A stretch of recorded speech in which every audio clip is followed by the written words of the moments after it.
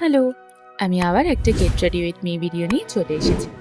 আজকে আমি রাইসের এই সেরামাইড টোনারটা ইউজ করেছি।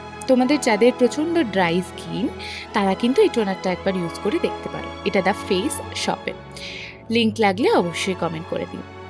তারপরে এই ফেস শপেরই রাইস সেরামাইড একটা ময়শ্চারাইজার ইউজ করেছিলাম। এটাও ভীষণ রকমের ভালো এবং লাইট ওয়েট।